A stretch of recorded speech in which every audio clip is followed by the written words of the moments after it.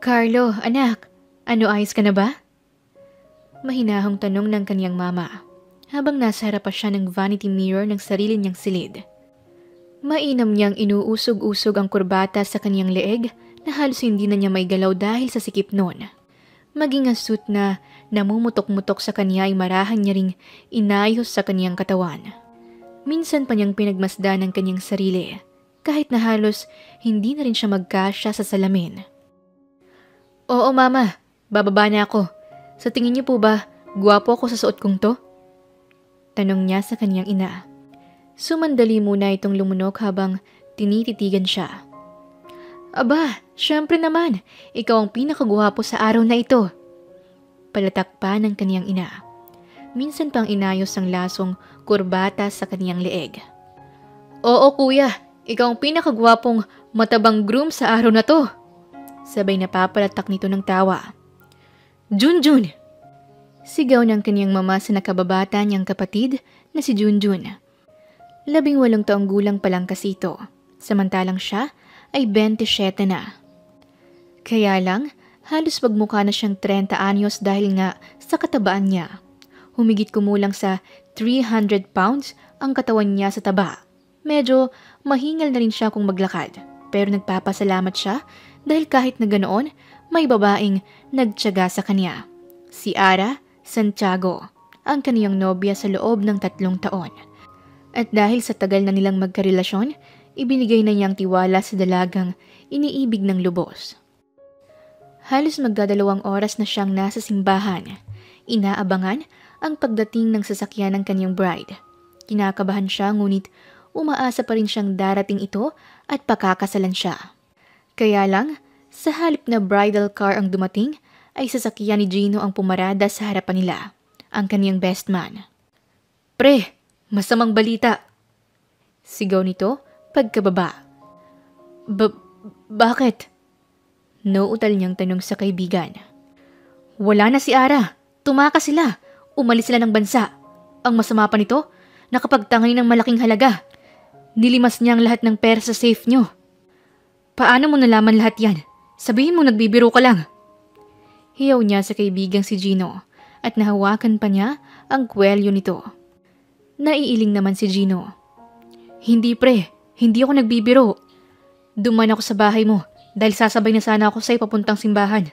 Kaso pagdating ko, wala na pala kayo doon. Aalis na sana ako pero nakinig ko ang boses ni Ara na may kausap na lalaki. At tinangay nila ang vault mo. Alam kong bari lang sa'yo ang perang yun kaya hindi ko na hinabol pa. Dahil naman sa pagkabigla niya at galit sa nangyari, nasapak niya si Gino. Sabihin mong hindi totoo yan. Hindi gagawin sa akin ni Ara ang mga bagay na sinasabi mo. Sinungaling ka. Galit na sabi ni Carlo. Bakit ba kasi ayaw mong maniwala noon? Isang malaking kalokohan na mamahalin ka ng babaeng yon. Palagi mong pinagtatanggol ang babaeng yon. Kaya ayun, nalimas ang pera mo. At iniwan ka kasama si Joel. Tumigil ka na! Muli niyang tinangkang lusubin ng kaibigan. Ngunit, napigilan na siya ng ilan pang bisita niya at mga kaibigan rin. Anak, tama na yan! Awat ng kaniyang ina. Carlo, tama na yan.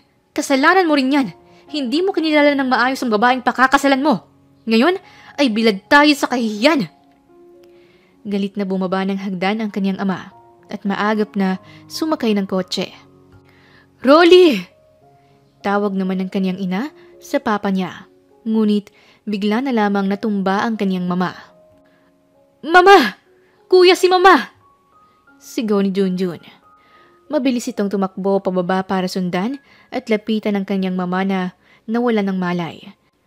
Nang mapansin naman ito ng kaniyang papa, ay mabilis rin itong lumabas muli ng sasakyan at inalalayan ang kaniyang ina. Agad na itinakbo sa ospital ang kaniyang mama, na nooy inatake sa puso. Wala na rin at nagsiuwian ang lahat ng tao. Samantalang siya, walang kibong nakaupo sa isa sa mga upuan na naroon sa simbahan. Nakatingin lang siya sa kawalan. Ilang oras pang lumipas at lulugulugo rin siyang umalis at lumabas sa pintuan ng simbahan na dapat ay seremonya ng kanilang kasalang nagaganap. Sumakay siya sa kotse. Kahit na medyo hirap siya, mabigat ang katawan niya. Sa laki niya ay halos hindi na siya magkasya sa pintuan ng kanyang sasakyan. Tayo na. Mahina niyang utos sa lalaking driver niya na si Mang Kanor.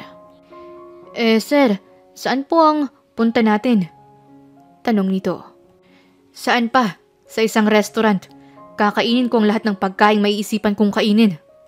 Sambit pa nito. Ganon naman talaga siya palagi.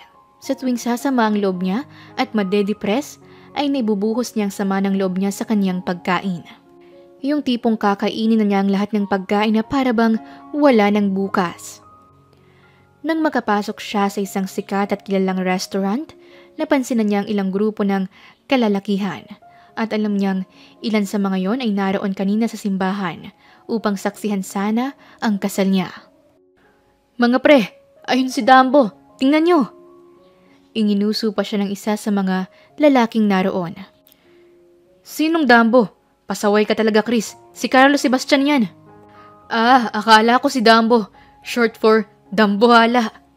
Kasunod nun ay malakas na tawanan. Nako, sino ba naman tangang babaeng magpapakasal sa lalaking yan? Napakataba at siguradong matatakot lahat ng babae sa kanya. Bulong pa ng isa sa mga lalaki. Alam naman niyang siya ang lihim na pinagbubulungan at pinagtatawanan ng mga ito. Pero hindi na lang niya pinansin. Masakit para sa kanya. Kaya lang, hindi niya akalaing pati ang mga edukadong tao at lalaki pa namang maituturing ay nakukuha rin palang magtsismisan at pagtawanan siya. Pero sanay na siya. Ang masakit at hindi niya matanggap ay ang iniwan siya ni Ara sa mismong araw pa ng kanilang kasal. Nadagdagan pa ang pagkadala sa ospital ng kaniyang mama at ang disappointed na tingin ng kaniyang ama sa kanya. Lahat na yata hindi na umayon sa kaniyang kagustuhan. Lugmok siya at lalo pa siyang inilulugmok ng lahat ng mga tao sa kaniyang paligid. Lihim at ang iba naman ay tahasan at lantaran na ang ginagawang pagtatawa sa kanya. Lahat ng ito ay nang dahil sa kaniyang itsura. Dahil mataba siya at ang mga tao ay pinagkakatuwaan siya at masayang nakikita siya sa ganoong sitwasyon. Kaya naman, nang ihain ang lahat ng masasarap na pagkain sa kanyang lamesa, inisip niyang kainin na yon at pagkatapos ay magpapakamatay na siya. Tatalo na siya sa pinakaitas ng building na kinaroroonan niya. Habang kumakain siya ay napansin naman niya ang babaeng naglilinis ng sahig sa hindi kalayuan. Nakita niyang panaka-naka ang pagsulyap nito sa kanya. Hindi niya iyon pinansin at itinuloy niya ang pagkain.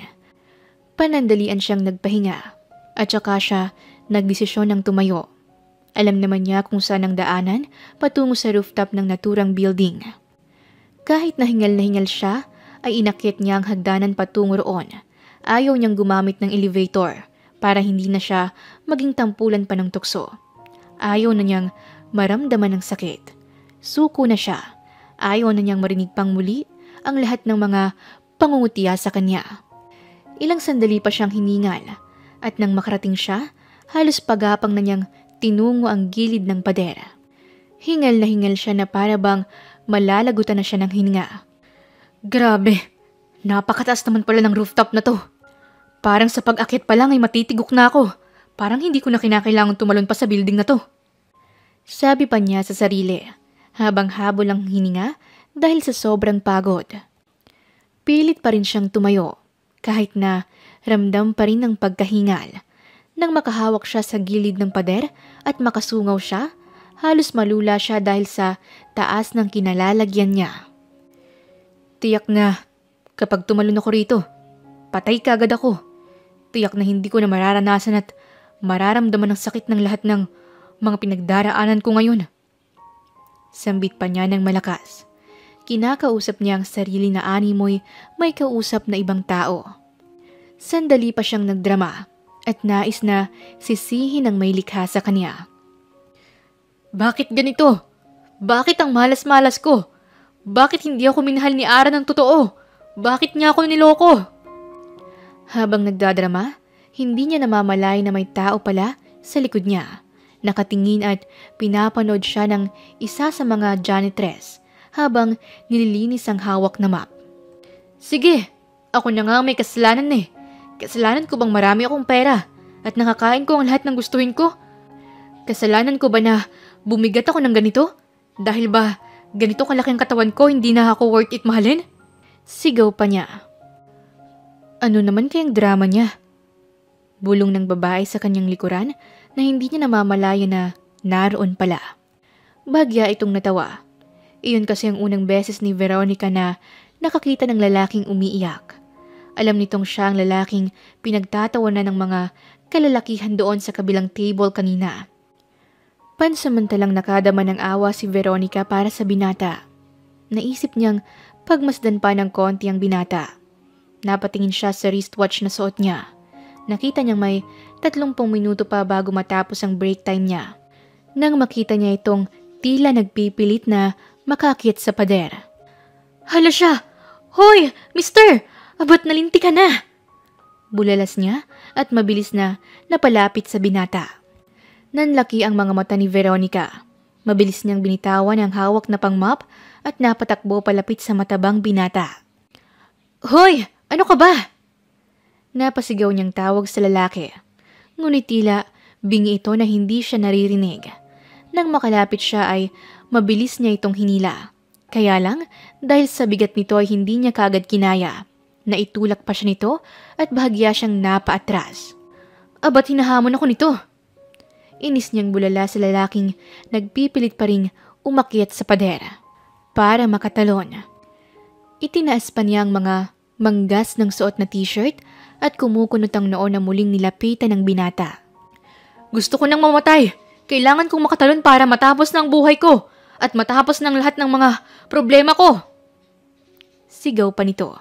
Ngunit hindi naman may angat kahit na kaunti ang mga malalaking nitong hita. Ano ba? Tumigil ka na!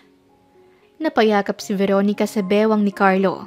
Kahit na nga halos hindi niya iyon mayakap dahil sa katabaan. Ngunit ubod lakas niyang hinila ito para lang mapabitiw sa pader. Napabitiw naman siya sa pader. Kaya lang ay sabay silang napahiga sa semento. Aray! Sigaw ni Veronica dahil nahigaan siya ni Carlo. Nanlalaki naman ang mga mata ni Carlo at napagulong palayo sa kanya. Ayos ka lang? Tanong ng binata. Ano sa tingin mo? Sa laki ng katawan mo na yan, na dumagan sa patpatin kong katawan.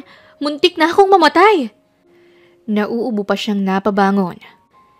Ikaw naman kasi, bakit ka ba nakikialam sa buhay ko? Gusto kong tumalon dyan dahil gusto ko nang mamatay. Para matapos ng lahat. Sabi pa ni Carlo. Marahan namang tuluyang bumangon si Veron.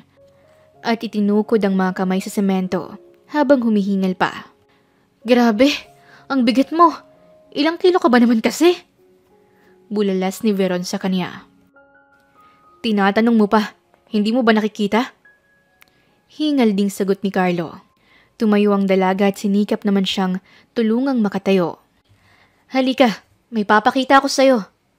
Sabi ng dalaga kahit na hinihingal pa. Bilisan mo!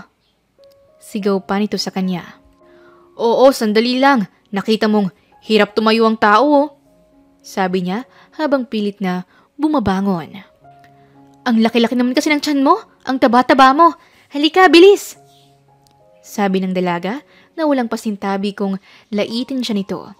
Naisip tuloy niya kung nakakatulong ba ito o nakakadagdag sa kanyang kahihiyan. Ano ba? Nangaasar ka eh. Akala ko ba gusto mo kong tulungang hindi na magpakamatay? Bakit? Sagana na naman yung bibig mo sa mga panlalait sa akin. Tanong pa niya sa dalagang ang akala niya ay inililigtas siya. Bakit naman kita pipigilang baboy ka? Kulang na nga lang ilitsyon ka sa katabaan mo. Nakabusangot na sambit pa ni Veronica sa kanya. Abat! Nanggigigil na sambit niya sa dalaga. Sa tagal niya nang nabubuhay ng ganon, ay ito pa lang ang taong tahasang nang lait sa kanya ng harapan. Oh, ano? Nagagalit ka ba dahil sinasabi ko sa'yo ng derechahan kung gaano ka kataba? Nakapamewang pa ang dalaga. Halika, maipapakita ako sa'yo. Hindi kita pipigilan. Ituturo ko pa nga sa'yo ang madaling paraan. Yung hindi ka na magpapakahirap dyan na itaas ang mga malalaki mong hita. Sambit pa nito sa kanya. Ano? Sumusobra ka na ha? Kilala mo ba ako? Alam mo ba ang pinagdaraanan ko? Gusto ko nang tapusin ang buhay ko. tapos pinigilan mo ko. Anong pinipigilan? Hindi nga eh. Tuturuan pa kita ng mas madaling paraan. Iyang hagdan na yan? O kaya mag-elevator ka? Pababa sa ground floor. Doon sa kabilang kalye. Magpasagasa ka. Nakapamewang pang turo ni Veronica sa kanya sa hagdanan. Ikalawa, actually yung patuloy mong pagpapataba. Hindi mo na kailangang tumalon sa kahit na saang building. Mga ilang taon lang din naman matitigo ka na. Pahihirapan mo pang sarili mo. Tatalon ka pa dyan. Inginuso pa nito ang pader. Magkakalat ka pa ng dugo. Ako pang pahihirapan mong maglinis niyan sa ibaba. Ang gawin mo, bumaba ka uli sa restaurant. At ituloy ang pagkain mo ng mga pagkain mas lalong magpapataba sa'yo. Yun. Para bukas o sa makalawa, teggy bells ng peg mo. Sambit pa nito na lumalakad palapit sa map at dinampot yon. Oh, saan ka naman pupunta? Matapos mo kong pigilan sa gagawin ko. Ngayon iiwan mo ko? Tanong niya sa dalaga. Tila ba naging interesado siya sa mga sasabihin pa nito. Oh, mamaya mo dyan ako pang sisihin mo na hindi mo nagawa ang plano mo. Bahala ka. Magpatiwakal ka. Bakit tingin mo? May magbabago kapag ginawa mo yan? Ano bang problema mo? Iniwan ka ng jowa mo? Tanong nito na nakapamewang na naman. Oo. Iniwan niya ako tangayang malaking halaga ng mga pera ko. Sumama sa ibang lalaki. Sa mismong araw ng kasal ko. Kung ikaw ang nasa kalagayan ko, anong gagawin mo? Pahiyang-pahiya ang buong pamilya ko sa lahat ng mga bisita. At yung mama ko, nasugod sa ospital. Sabi pa niya na napaupo na lang sa sahig. Oh, tapos, ikaw ang solusyon mo ay ang tumalon sa building na to? Bakit? Kapag patay ka na ba tapos na lahat, mawawala na ba ang kahihiyang inabot ng pamilya mo? Baka nga mas lalo mo silang inilubog sa kahihiyan. Sabi pa ni Veronica. Bakit? May mangyayari pa ba kung ipagpapatuloy ko ang buhay ko? Hoy taba, ang ingat mo rin kasi kaya kainiwan ni girl. Kung mabubuhay ka ngayon, mas maraming pwedeng magbago. Sabi nito na tumabi pa sa kanya. Umupo rin ito sa sahig. Anong magbabago? May pag-asa pa bang makaalis sa kahiyang yon? Mababago pa ba ang mga nangyari na? Napayukong sambit ni Carlo. Bahagyang tutulo na sana ang luha niya nang marinig niyang tumatawa ang dalaga. Pinagtatawanan mo ba ako? Hindi ka nakakatulong. Nakakatawa ka naman kasi. Kanina ka pa nagdadrama. Yung parang pangpamas ang mga galawan at aktingan mo dyan. Alam mo, hindi ito ang oras para kaawaan mo ang sarili mo. Itayo mo ang dignidad mo na kinuha nila sa'yo. Iniwan ka lang magpapakamatay ka na. Di lalong natuwa yung mga yun. Natapik pa nito ang balikat niya. Aray ko, ang bigat ng kamay mo. Sabi niya sa dalaga. Ano pa kaya yung kamay mo? Puro lamig kasi, ang taba mo eh. Palatak pa nito na hinampas naman ang likod niya. Ang gawin mo, magpapayat ka, magpamacho ka. Yang taba mo, gawin mong abs at muscle. Tinapik pa nito ang namimintog niyang tiyan. Aray! Palatak niya at tila nagiinit ang pisngi niya. Sa ganoong paraan mo lang mababawi ang dangal mo. Sabi nga ng nanay ko, ang pinakamalaki at matagumpay na pagigante ay ang makita ng mga kaaway mo na maganda ang buhay mo. Paano gaganda? Nasa iyong mga desisyon yan. Kung ang paraan mo ay lumamon ng lumamon dahil sa sabi mo nga kanina, marami kang pera. Kahiyan ka talaga. Sino ka nga? Napatingala naman siya dahil tumayo na ito. Napatingin sa wristwatch na nakasuot sa kaliwang kamay nito. Ay nako, late na ako. Nag-overbreak na ako. Sige na, tayo na. Kung gusto mo pa rin magpakamatay, doon ka sa kabilang kalsada. Magpasagasa ka na lang. Please lang, huwag ka nang tumalon dyan. Seryosong sabi nito sa kanya. Natatawa naman siyang napatayo at napatitig sa mukha ng dalaga. Nabasa niya sa name tag nito na nakapin sa suot nitong uniform ang pangalan. Ikaw pala si Veronica. Oo taba, ako si Veronica. Ikaw si... Sambit nito na tatanungin na sana ang pangalan niya. Kaya lang ay nakarinig na sila na ipinipage na ang pangalan nito sa buong building. Veronica Magsalin, ano na? Overbreak ka na. Dinig nila ang tinig ng team leader nito at hinahanap na siya. Naku naman si sir, may pa-mention pa talaga? Ano ba yan? Sambit ni Veronica na hindi rin naman magkanda-gaga sa pag-alalay sa kanya. Kaya mo na ba? Ano? Ihahatid pa ba kita sa pagpapakamatay mo? Seryoso nitong tanong. Hindi na ako magpapakamatay. Natatawa niyang sagot sa dalaga. Mabuti naman, nadala ka sa reverse psychology. Bulong ng dalaga. Ano yun? Tanong pa niya dahil hindi niya narinig ang sinabi nito. Wala. Aabangan ko ang pagbangon mo. Sige na taba, mauna na ako sa'yo. Tumalikod ang dalaga at nagbalik sa trabaho. Narinig naman niyang sinigawan ito at sinabon ang team leader nito. Pero kahit na ganoon, natanaw niyang napapangiti lang ito. At nang makita siyang nakatingin pa rin, ay kinindatan pa siya nito. Para naman tuloy siyang nakadama ng kilig. Hindi niya alam pero para bang nagustuhan na niya ang dalaga sa oras ding yon. Naisip nga niyang tama ang mga sinabi nito. Walang mangyayari kung magpapadala siya sa emosyon at magpapatiwakal. Umalis siyang may ngiti sa labi at naisipan na niyang dalawin ang kanyang ina sa ospital. Matapos ang 3 araw, nagtungo na naman si Carlos sa restaurant. Nakatayo ito doon sa may bukanan ng entrance. Ngunit nang makita siyang palabas na ay lumipat sa may harap ng puting van na nakaparada. Sakto naman na pauwi na ang dalaga ng oras na yon. Nagulat pa ito kasi nakasandal siya sa van na kulay puti. Ay palaka! Napahawak pa siya sa kaniyang dibdib. Sorry, nagulat ba kita? Tanong nito sa kanya sa mahinahong boses lang. Naku naman, muntik na akong mategi sa'yo. Ano ka ba naman? Bakit nandito ka ulit? Napahawak sa bewang ang isang kamay ni Veron habang sa dibdib pa rin ang isa. Malungkot at mukhang hinang-hina kasi ang itsura niya. Hindi naman, naisipan lang kitang dalawin. Bakit nahihiya ka ba? Tanong ni Carlo. Nakita niyang napagtawanan si Veronica ng mga kasamahan dahil kausap niya ito. Nagulat lang ako, nakasandal ka kasi sa puting van. Ang akala ko yung sikat na van na nangunguha ng mga bata. Pagbibiro pa nito sa kanya. Puro ka naman biro. Alam mo, nagda-diet na ako. 3 araw na akong hindi kumakain. Sambit pa niya. Ang akala niya ay matutuwa ito. Ay, sira, nagpapakamatay ka nga. Sabi mo, magpapayat ako. Sagot niya. Hindi sa ganyang paraan. Aralin mo muna o kumuha ka ng dietitian, yung tutulong sa'yo, para magawa mo ng maayos. Mayaman ka, di ba? Ay, oo nga pala. Ninakaw ng dati mong jowa ang pera mo. Pero wala na bang natira? Walang preno ulit nitong tanong sa kanya. Hinila siya nito papasok sa loob ng restaurant at pinaupo sa isa sa mga table doon. Lumapit ito sa counter at ito na mismo ang nag-order sa kanya ng pagkain.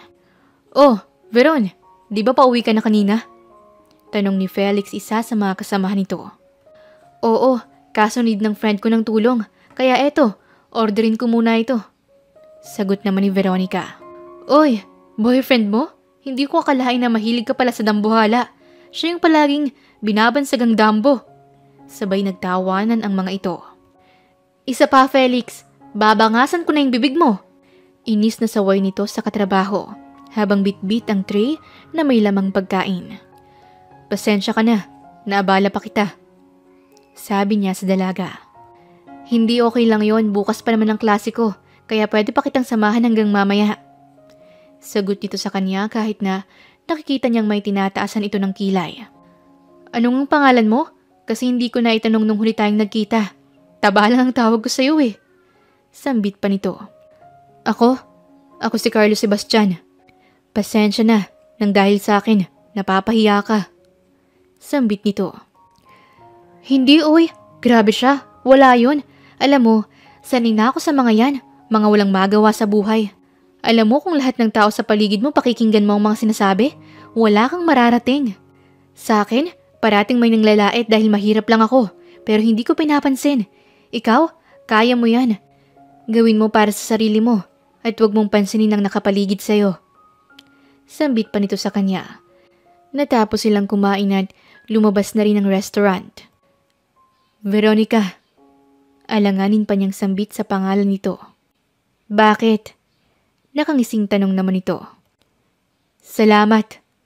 Bigla niya itong niyakap ng mahigpit.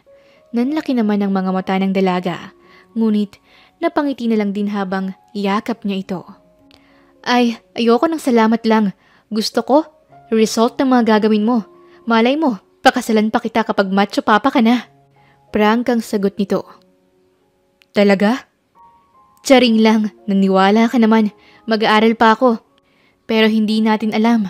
Anong malay natin? Bilog ang mundo. Baka kapag nagkita tayo, ako naman ang mataba.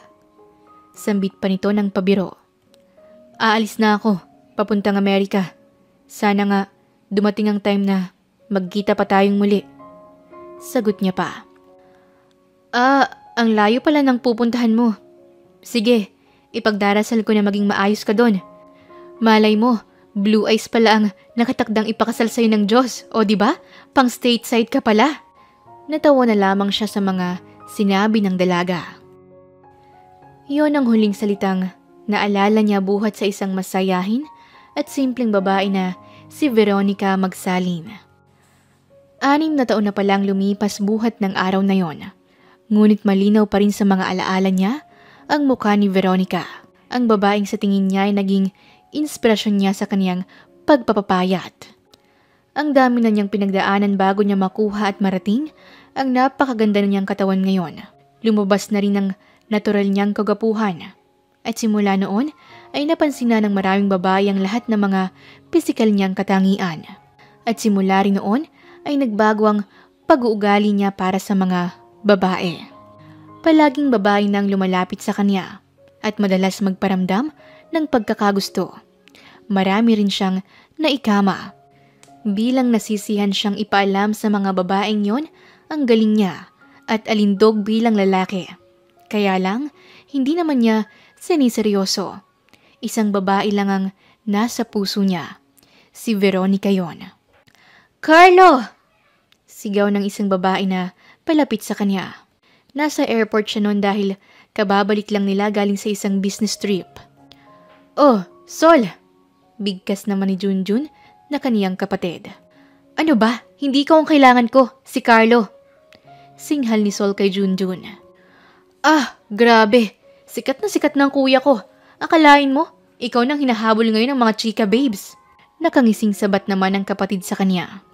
Carlo, isang interview lang please. Ano ginawa mo sa Australia? Totoo ba ang balitang may gagawin kayong photoshoot doon? Tanong ng babaeng reporter sa kanya. Ngunit tinalikuran lang niya ito at umalis. Para sa kanya wala siyang ganang makipag-usap sa mga tulad nitong ang habol lang sa kanya ngayon ay ang kasikatan niya bilang modelo. Hindi naman niya nais na sumikat. Nagkataon lang na walang makuhang model ang kumpanya ng kaibigan niyang si Gino. Pasensya na kayo, ganyan talaga kapag sikat. Hindi siya basta-basta nagpapa-interview. Kung gusto nyo, magpa-schedule kayo sa office niya. Sagot naman ni Junjun. Ito na ang tumatayong sekretary niya at spokesperson sa lahat ng mga taong gustong kumausap sa kanya. Nagtuloy siya sa opisina at kinukulit pa rin siya ni Junjun na magpa-interview sa kakilala nitong reporter. Pwede ba Junjun?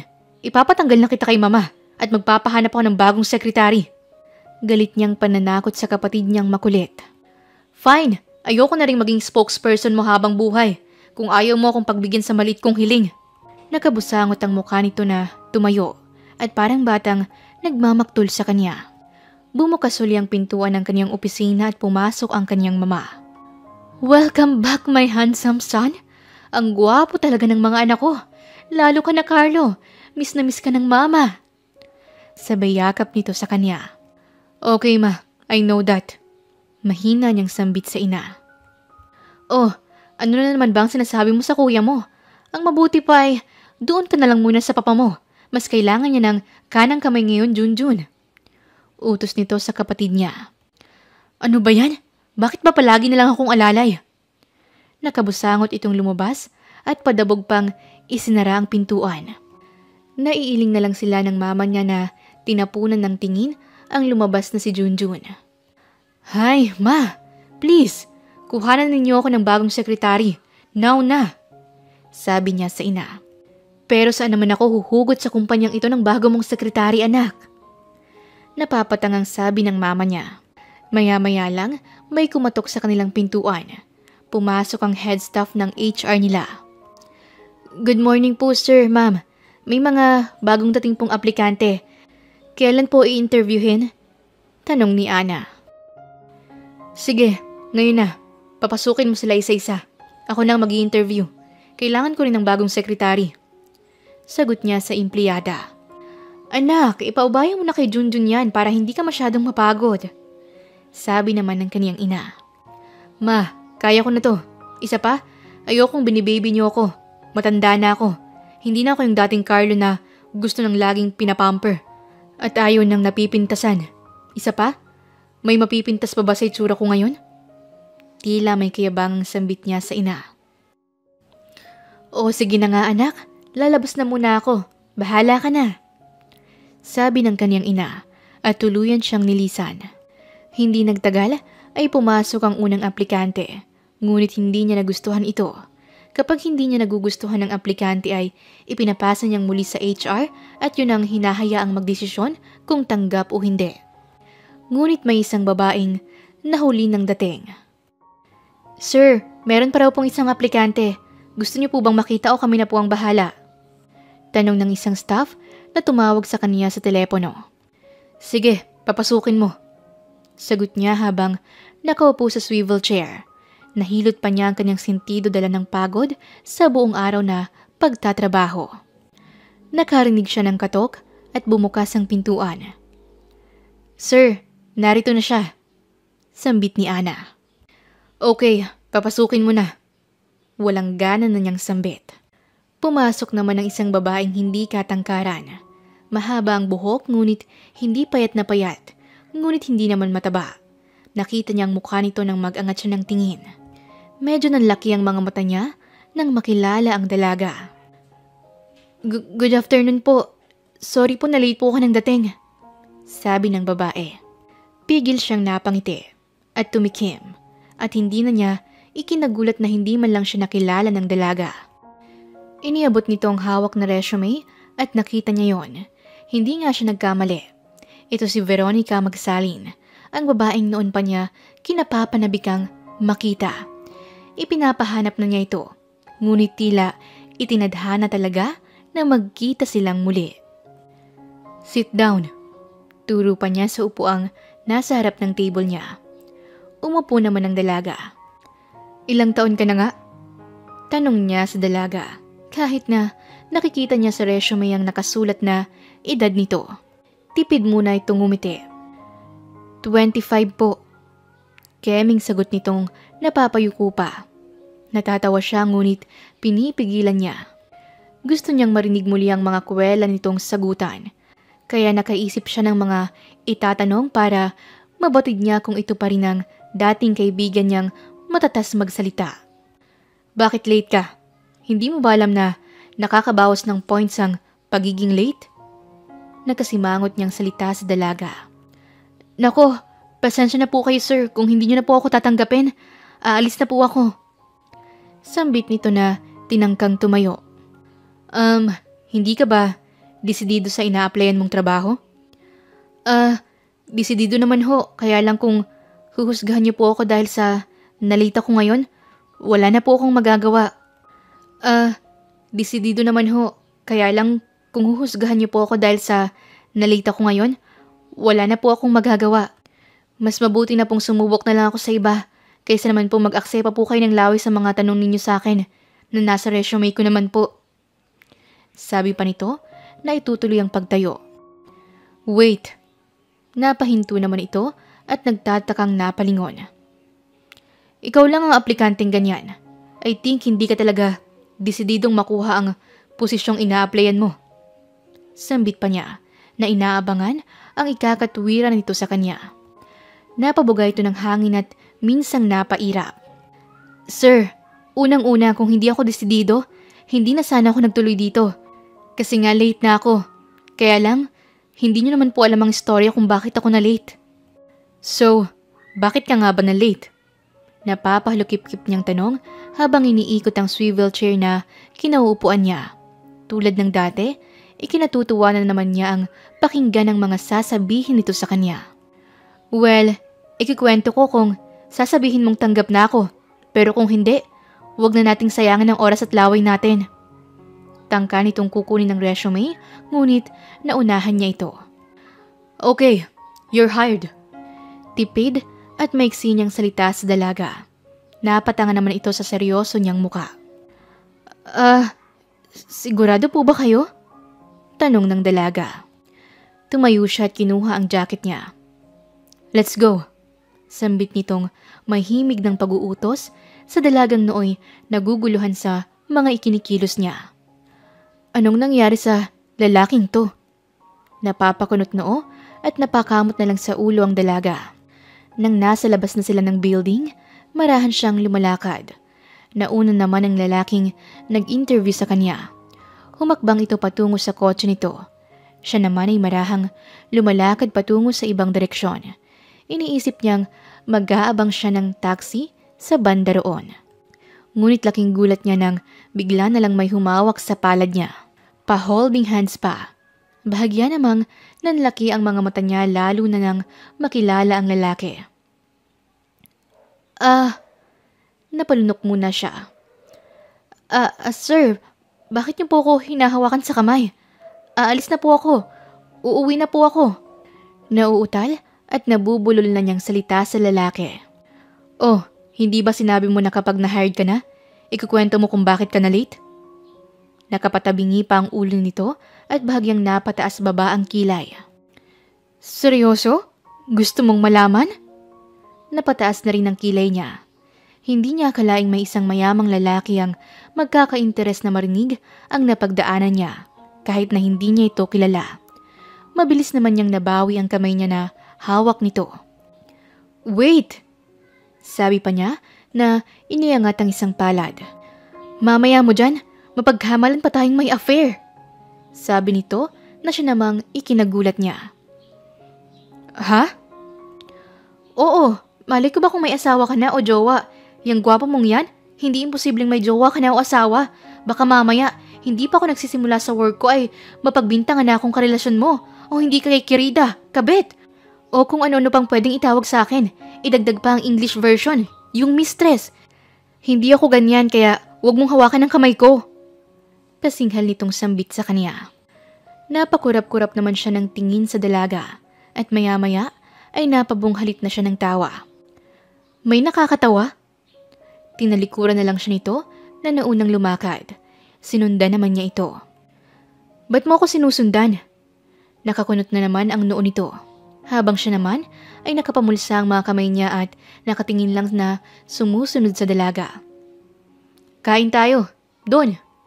Nainguso niyang restaurant na pamilyar sa kanilang pareho. Ayoko, may naaalala lang ako dyan. Umuwi ka na lang sir, kailangan ko na pong umuwi.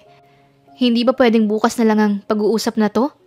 Tanong naman ito sa kanya. Napalunok siya. Ayaw sana niyang maghiwalay sila nang hindi siya nito nakikilala. Kaya lang, masyado namang nakapagtataka para sa dalaga kung susundan niya ito at kukulitin. Sige, bukas ha, pumasok ka. Need ko talaga ng sekretary.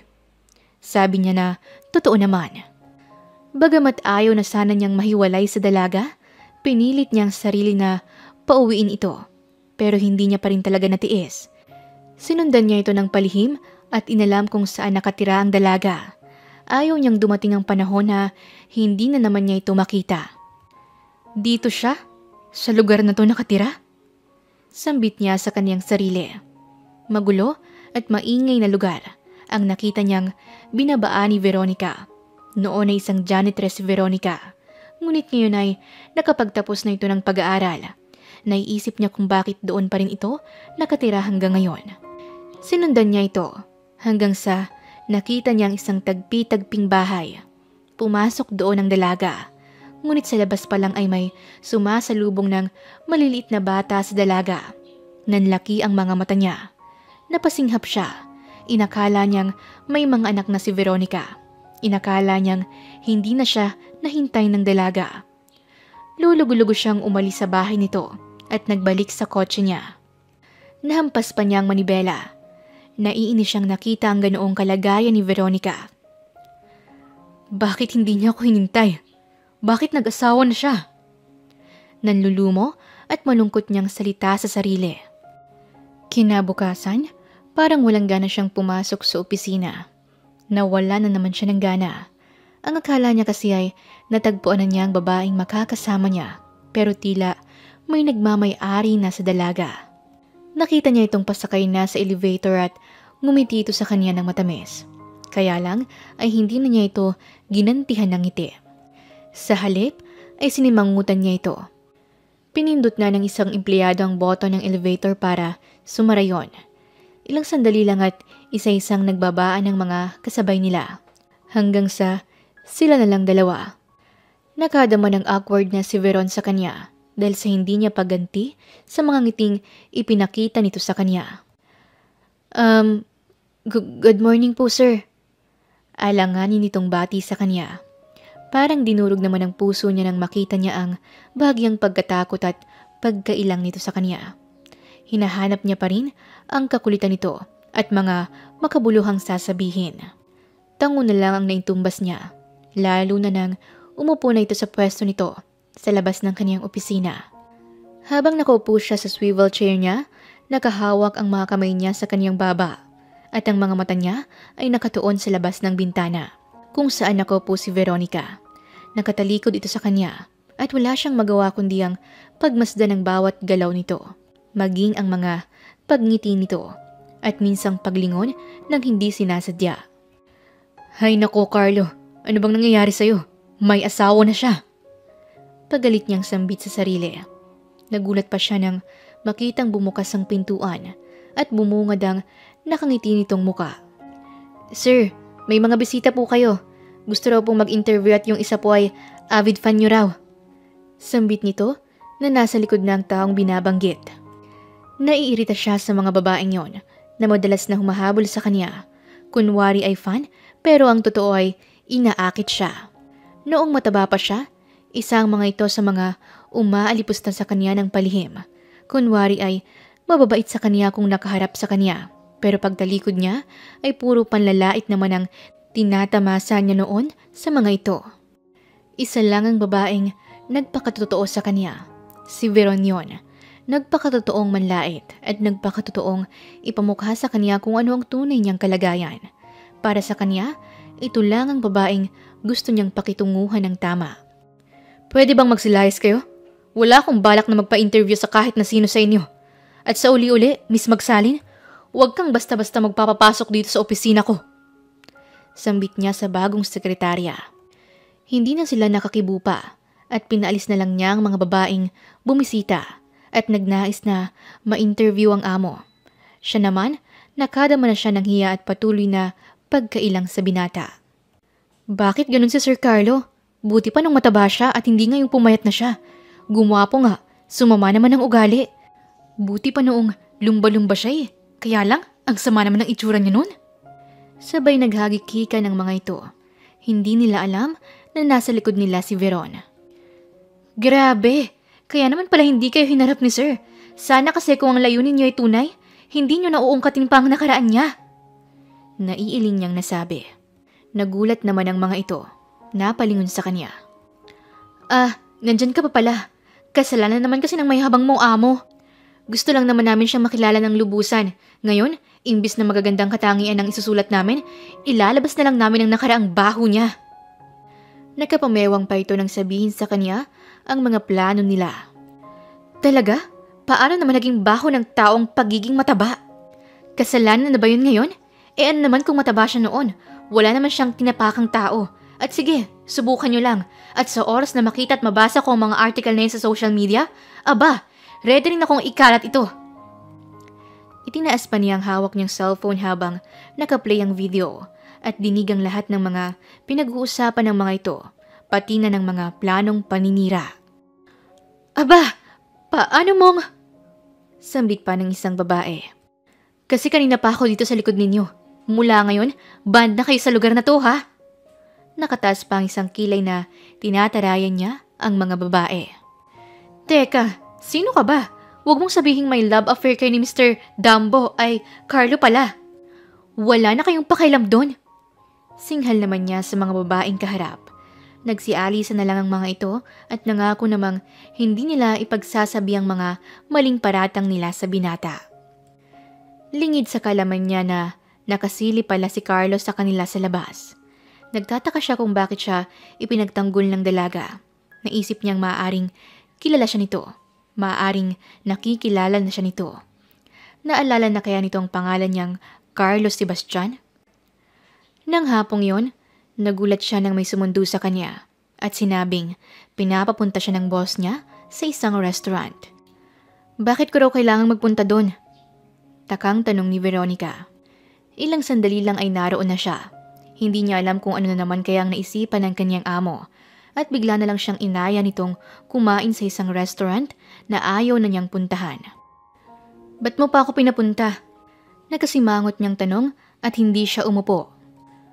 Maupo ka muna at kumain. Sambit ng binata. Hindi na. Gusto ko nang marinig kung ano ang sasabihin mo. Sabi niya na napatingin pa sa suot na relo. Pwede ba? Huwag mo na munang alalahanin ng oras kahit na ngayon lang. May iaalok ako kung papayag ka. Sambit ni Carlo.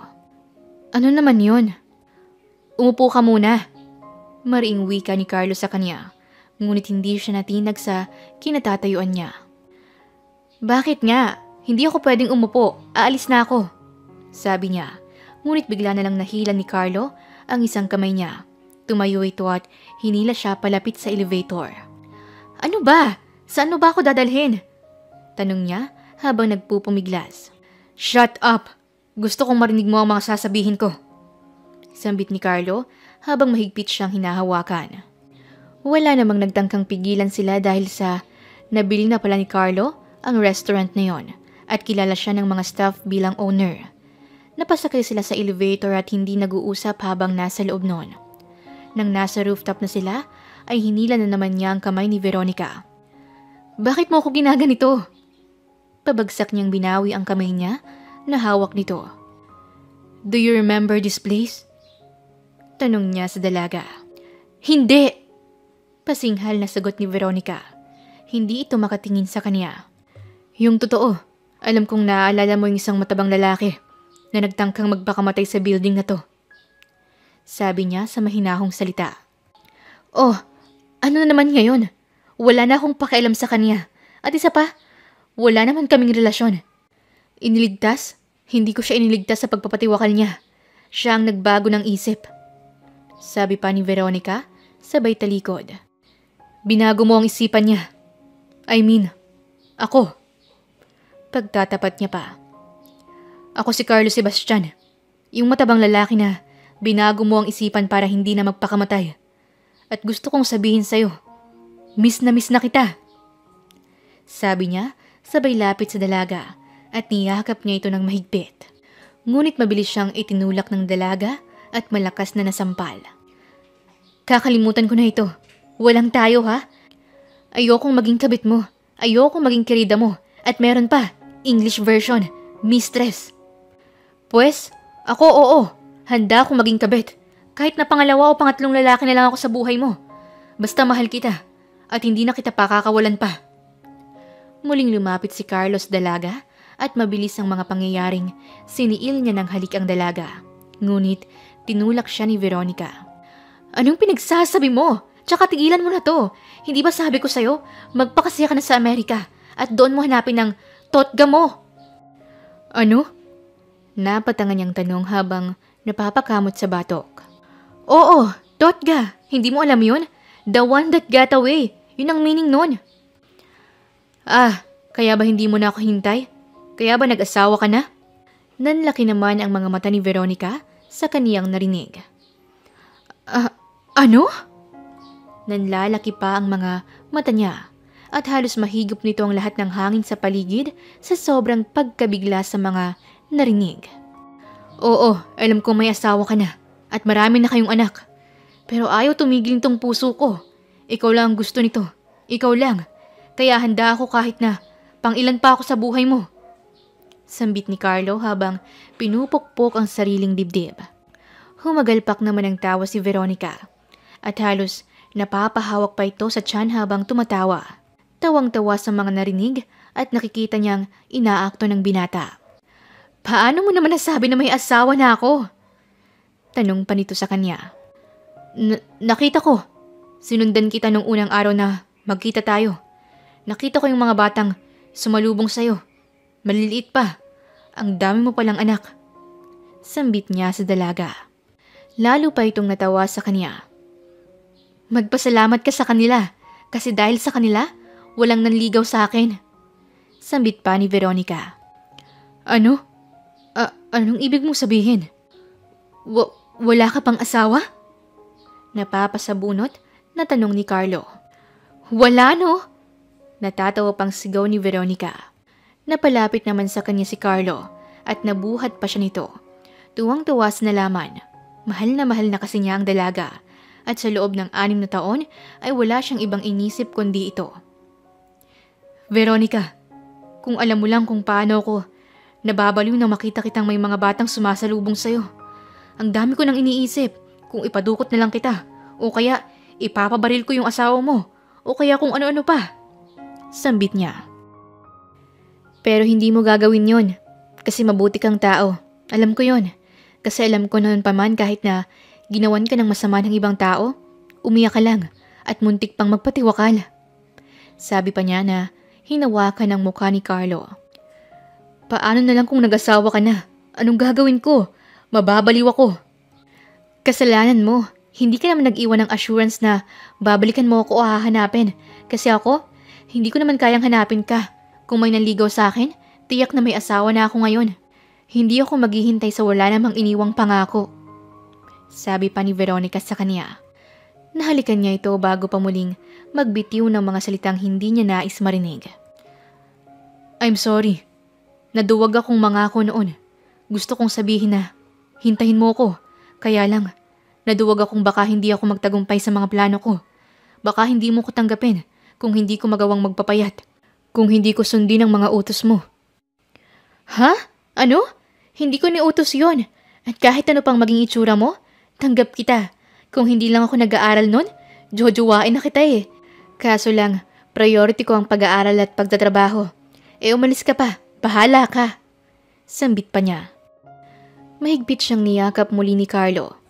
Alam naman niya na tunay ang mga sinasabi nito. Alam niyang kahit nung mataba pa siya, hindi siya nito pinandidirihan. Mahal kita, Veronica. Sambit pa niya. Mahal din kita. Kaso lang, ang tagal mong bumalik. Wala na sa mga plano ko ang mag-asawa. Sambit nito. Napabitiw sa pagkakayakap niya. Ano? Bakit naman? Hindi ko pwedeng iwan ang mga bata. Ayoko namang ipakargo sila sa'yo. Naulila sila noong magkaroon ng sunog sa lugar namin 3 years ago. Wala na silang magulang at namatay na ang lola ko. Alam ko ang pakiramdam ng maging ulila.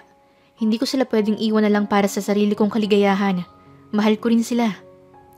Sambit pa ni Veronica at tinalikuran na siya. Umalis si Veronica sa lugar na yon at naiwan siyang natutulala. Hindi niya alam kung ano ang gagawin niya. Hindi niya alam kung paano niya tatanggapin sa puso niya ang mga sinabi ni Veronica. Kinabukasan, iniabot na lang ang resignation letter ni Veronica na iniwan sa HR department. Sir, ito po ang iniabot ni Veronica kahapon. Pagbalik niya bago siya umuwi. Sabay bigay ng puting sobre. Kinuha naman niya yon at mabilis na binuksan. Pumasok siya sa opisina niya at binasang nakasulat. Liham ng pamamaalam at resignation letter din. Bakit, Veronica? Bakit ang buti ng puso mo? Bakit mahal na mahal kita? Bakit gagawin kong lahat makasama lang kita? Bakit? Mariing tanong ni Carlo. Bakit kasi hindi mo puntahan? Napalingon siyang bigla nang marinig ang tinig ng nagsalita. Hindi niya namalayan na may pumasok na pala sa kaniyang opisina. Narinig nito ang lahat ng mga sinasabi niya. Junjun? Oo na, pinapatawad na kita kahit hindi ka mag-sorry. Wala eh. Mahal kita kasi kapatid kita. Kahit na pakiramdam ko ikaw ang paborito ni na mama at papa. Okay lang. Ako naman ang pinakapogi. Inilagay pa nito ang pael na daliri sa tapat ng muka. Puro ka naman kalokohan. Nasabi na lang niya habang napapangiti. Oh, ano nang gagawin mo sa love of my life mo? Ganun na lang ba yun? Hahayaan mo na namang magkalayo kayo? Bahala ka kapag may sumeryoso doon, kahit mukhang maraming anak. Napapadikwatro pang sambit ni Junjun. Ano? Sa tingin mo meron? Oo naman, Ang ganda nga niya, mabait pa. Buti pa, ligawan ko na. Napatayo si Junjun at tangkang lalabas. Hoy, sira ulo to ah. Napatakbo siya sa harap ng nakasaradong pintuan. Talagang gagawin mo yan? Kahit na alam mong mahal ko siya? Kung ako nga na kapatid mo gusto kong gawin eh. Yung ibang lalaki pa kaya? Sambit pa nito. Tigilan mo ng kaduwagan mo kuya. Ang tagal nang naghihintay ng tao. Alam mo kung bakit ko alam? Ha? Bakit? Nakita ko yun 6 years ago. Tumatakbo sa airport para sana pigilan kang umalis at sabihin sa'yong mahal ka niya. Kahit na hindi ka na magpapayat pa. Umaatungal nga yun doon kaso lang, nakaalis ka na. Kwento pa ni Junjun. Sabi pa nga niya habang umiiyak. Dapat hindi ko na lang sinabing magpapayat ka. Baka gumapo ka pa at maraming magkagusto sa'yo. Baka hindi mo na ako maalala pa. Sambit pa ni Junjun habang iminumuestra ang pag-iyak ni Veronica na nasaksihan nito 6 na taon na ang nakakalipas. Bakit hindi mo sa akin sinabi? Siyempre, para magpursigi ka pa rin. Pero dapat ka magpasalamat sa akin dahil ginawan ko ng paraan para makapag-apply siya dito at magkita kayo. Kaya nga, late na nakarating yon, kagagawan ko din. Sambit pa ni Junjun. Mabilis niyang nayakap ang mapang-asar niyang kapatid. Tsaka nga pala ito. Sambit ni Junjun, sabay abot ng mga papeles. Ano ito? Mga papeles yan ng mga anak-anakan ni Veronica. Anumang oras pwedeng mabawi sa kanya ng ahensyang mga bata kasi hindi niya legally adopted ang mga bata. At dahil may matalino kang kapatid, ako nang nag-asikaso lahat habang wala ka pa. Alam kong mamumroblema ka na naman. Mayabang pang sabi nito. Nanlalaki ang mga mata ni Carlo habang tinitingnan ng mga papeles. Lahat sila nakapangalan na sa akin? Oo, pero sa'yo lang. Sakali kasing hindi pumayag si Veronica at magmatiga siya, may alas pa rin tayo at dahil dyan, masusukol mo na siya. Sambit pa ni Junjun. Halimaw kang mag-isip, daig mo pa ang isang mafia boss. Natapik niya at naakbayan ng kapatid. Dahil dyan, pagbibigyan kita sa mga request mo sa akin. Hindi na, tama na sa akin na isang beses ka lang maindyan sa kasal mo. Ayoko nang marinig ang atungal ng baboy, ng kuya ko pala. Natawa pa nitong nasabi. Matindi ang sikat ng araw ng mga oras na yon, kaya naman sama-sama silang nagsasampay ng mga malalaking kumot sa rooftop ng kanilang bahay. Hindi pa gawa ang bahay nila dahil sa naganap na sunog noong nakaraang 3 taon, kaya naman ang rooftop nila ay hindi pa nabububungan. Ang harap ng bahay nila ay nahaharangan pa rin ng mga yero at ilang mga plywood na itinabing bilang pangsara. Mama Veron, bakit po nandito na lang kayo sa bahay? Tanong ni Sheila, ang panganay sa 3 magkakapatid at may edad na 11 taon. Wala na kasi akong trabaho, maghahanap pa uli, pero habang wala pa, ito munang mga kumot na ipinalaban ni Aling Delia. Sagot niya sa dalagita. Sige po, isampay na natin para matuyo na. Nakangiting sambit nito. Mama, si Ate Suzy, inaaway ako. Iyak at sumbong ni Juliet sa kanya, ang 3 taon pa lang na batang babae. Kinarga niya ito at hinimas ang likod. Hay nako, paano ko ba kayo maiiwan? Puro kayong mga babae. Halika na nga muna sa baba, kakain na tayo para hindi na kayo mag-away ni Suzy. Mama Veron, salamat po kasi hindi mo kami iniwan. Naiiyak na salita ni Sheila. Oh, nagdadrama pa. Sabi ko 'di ba? Walang iwanan kahit na anong mangyari. Tayo-tayo ang magkakakampi, okay?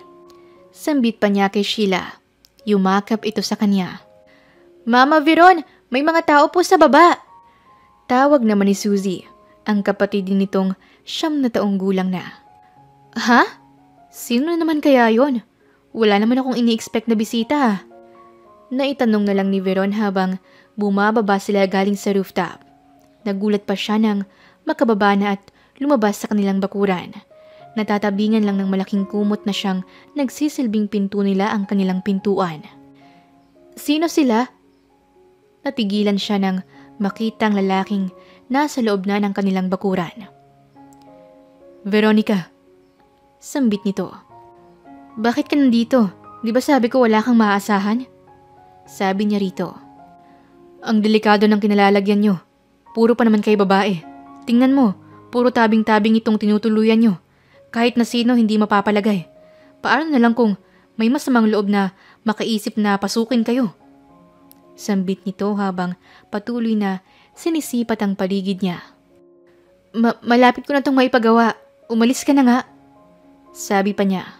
Tumalikod siya ngunit nagulat siya nang bigla siyang yakapin nito buhat sa kanyang likuran. Bakit mo ba ako tinataboy? Bakit ayaw mo na lang na hingi ng tulong ko? Bakit hindi mo lang sabihin na kailangan mo ko at tulungan kita? Sambit nito habang nakasubsob ang muka sa likod niya. Mahigpit ang yakap ni Carlo sa bewang niya. Ngunit inalis niya ang pagkakapulupot nito. Hindi ganun yon. Alam mo, ayokong bigyan ka ng responsibilidad. Ayoko ring paliwanagan ng lahat ng tao sa tunay na nangyari sa kanila. Kasi anak ang pakilala ko sa kanila at wala akong balak sabihin sa iba na hindi sila galing sa akin. Kaya mo bang tanggapin ang mga panghusga sa'yo? Mapagtatawanan ka lang at sasabihin nila na nag-asawa ka ng babaeng may 3 anak at disgrasyada o anuman. Yun ang ibabansag sa akin kaya naman pinili ko na hindi mag-asawa kung hindi naman nila kayang tanggapin ang kalagayan ko. Naiiyak man siya, pilit niyang ipinabitiw ang kamay nito. Alam mo, sanay na ako sa mga panghuhusga. Sanay na ako sa mga panlalait ng mga taong hindi ko naman kilala. Ang hindi ko kayang tanggapin ay yung ikaw. Ikaw ang manghusga sa akin. Hinahatulan mo ko ng kapasidad ng pagmamahal ko sa'yo. Kasabay ng paghusga mo sa pagkatao ko. Mahal kita. Yun lang yun. At kalakip nun, kaya kong suungin ang lahat para sa pag-ibig ko. Desisyon ng magmahal at desisyon kong mahalin kita. Kahit na ano pang maging kapalit, mahal kita. Period. Napaiyak naman siya. Napaupo at hindi na niya alam ang gagawin niya. Mahal din niya si Carlo. Will you marry me? Narinig niyang tanong ni Carlo. May dala itong singsing at inilahad sa kanya. Nakaluhod ang isang tuhod nito at nakaharap sa kanya. Mama, pakasalan mo na si Papa Carlo. Sambit ni Suzy. Ha? Nagulat naman siya dahil tinawag nito si Carlo ng papa. Oo nga po, payag naman daw po siyang maging papa namin siya. Si Sheila naman ang nagsabi. Yay! May mama at papa na kami! Sigaw naman ng 3 taong gulang na si Juliet. Ano, hindi mo ako pakakasalan? O ihahanap ko na lang sila ng ibang mama? Pananakot nito sa kanya. Ano? Kaya mo ba silang kunin sa akin? Oo naman, kaya kong gawin ang lahat. Tatawag lang ako ng abogado kasi nakasali na ang mga dokumento nila sa akin. Sambit ni Carlo. Ano? Nagawa mo yan? Oo, kaya kong gawin ang lahat. Nakapelyido na sila sa akin. Legal na silang Sebastian. Sabi pa ni Carlo. Maya-maya ay dumating ang abogado nito na nagayos ng mga papeles. Sir, ito na ang mga papeles. They are legally adopted. Sabi pa ng abogado. Ngayon, magpapakasal ka para maging anak mo sila? O kukunin ko sila at maghahanap ako ng ibang nanay nila? Napabuga naman siya ng hangin. Natatawa siya at hindi malaman ang sasabihin.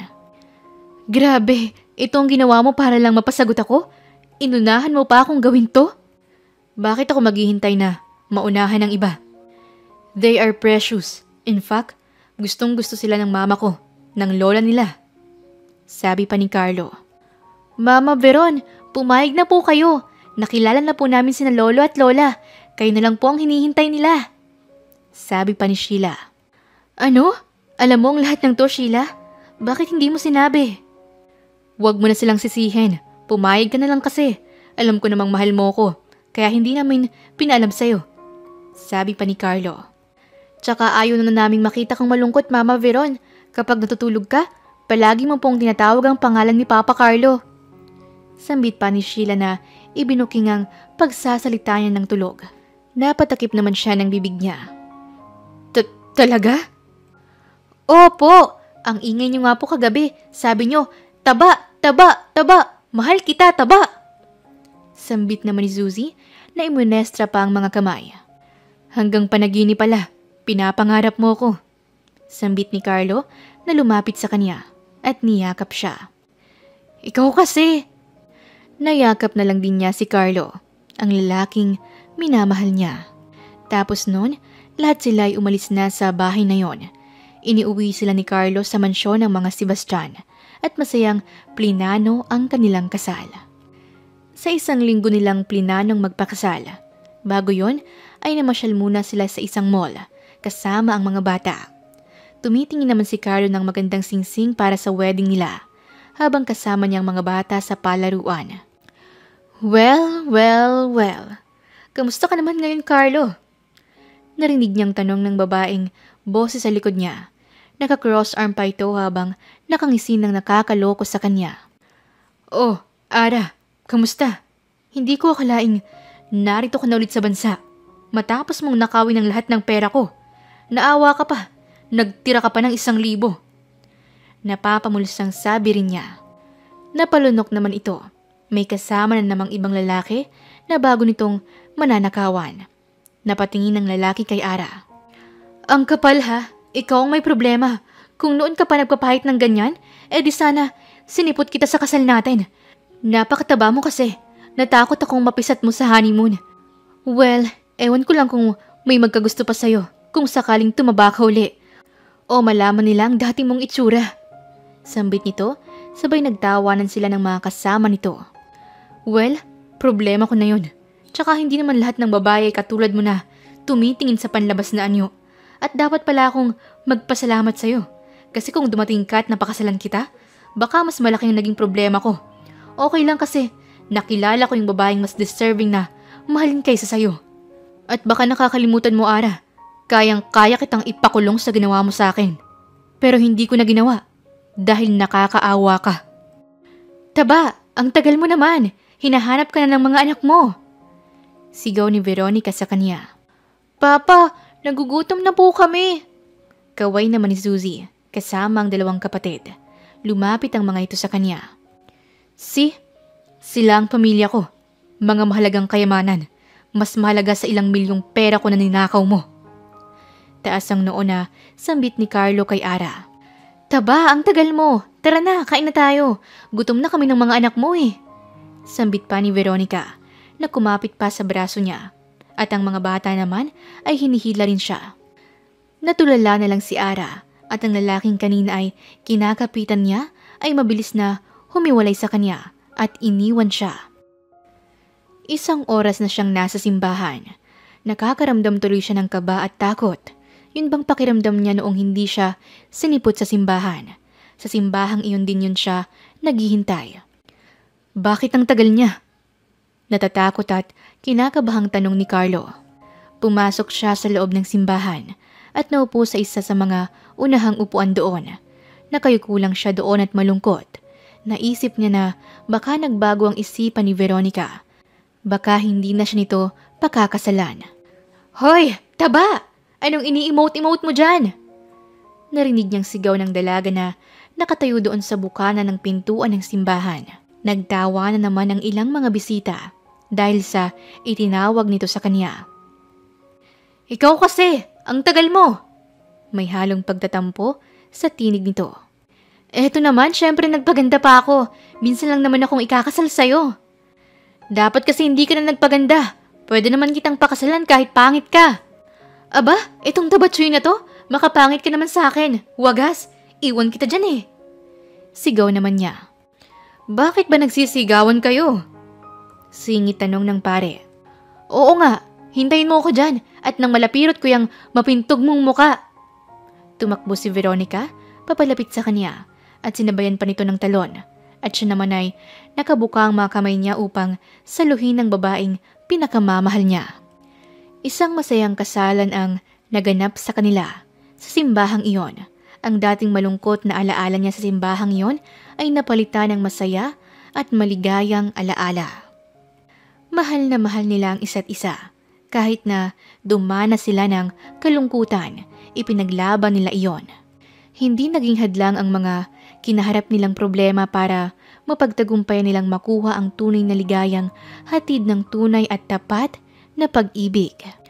Matapos noon ay umalis na sila patungong Hong Kong para mag-honeymoon. Pero syempre, kasama nila ang buong pamilya. Taba, salamat sa pagmamahal mo sa akin. pati sa kanila. Sambit niya habang naroon na sila sa isang kilala at sikat na amusement park.